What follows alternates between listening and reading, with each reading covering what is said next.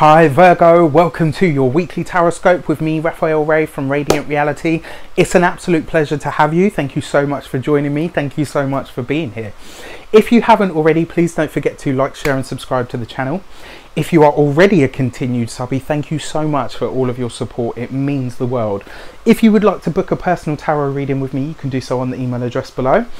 And before we start, I would like to bless both of my decks with all forms of love, like peace, prosperity and abundance, and I pray that the messages that come through are ultimately clear and concise and they help you on your path to your highest vibrational good.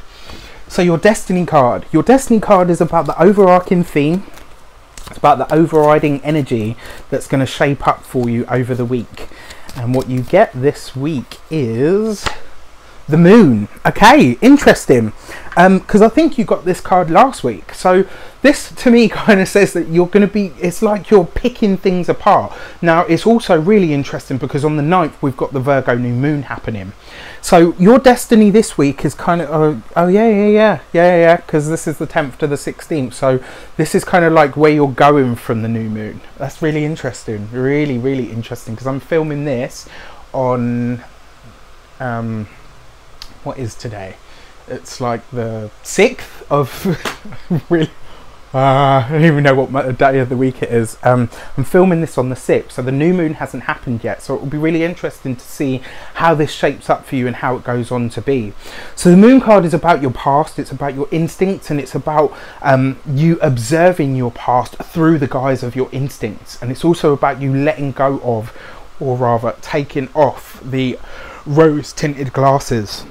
This week your destiny is to embrace that other side of yourself, and that other side of yourself is about relinquishing things. And the interesting thing is, the reason I say that is because this card represents the sign of Pisces, and that's your direct opposite in the zodiac. And you know, when you think about it, Virgo is very much about being precise, it's about being exacting, it's about, you know, taking the best of things and making what you have better.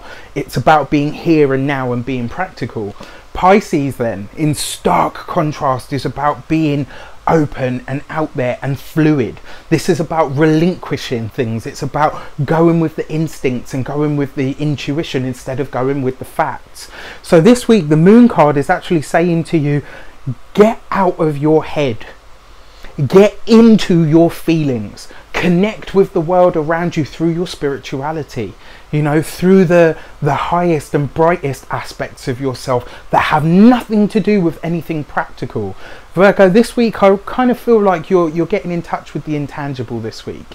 You're delving into, you know, what it means to be an ethereal being, you know, and tapping into that ethereal aspect and part of yourself.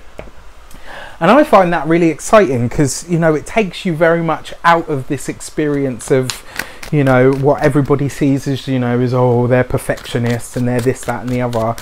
I think if you can apply that same energy to, you know, to your spiritual life, what you're able to do, create and be, and also see, will be truly amazing. The direction that this takes, or the, ooh, okay. Now, Seven of Swords is not a great card. It represents lies, it represents theft, it represents deceit. With the Pisces energy there, this could very much be a week where you're choosing to escape because you don't want to feel something. Now, I said to you, this is about getting in touch with your, you know, your spiritual self, or getting in touch with something that is out there. It's about letting go of your boundaries. The Seven of Swords then, as the direction, it kind of says to me that this week, Virgo, rather than do the work of trying to embrace something that is truly your opposite energy, you're going to go even further into what your own energy is, and I would caution against that. I'm not saying be a totally different person, it doesn't work that way. It's almost impossible for all of us to make those kind of changes overnight, but you are a mutable energy. Tap into that mutability because it's very akin to a water energy. It also says that rather than, you know, be here and be in it and experience what you're feeling, so that's dreams that could be prophetic, feelings, you know, to the point of being empathic, all of that stuff, rather than experience it and really enjoy it for what it actually is and the deep connection that it can help you forge to the world and people around you, you're going to want to escape.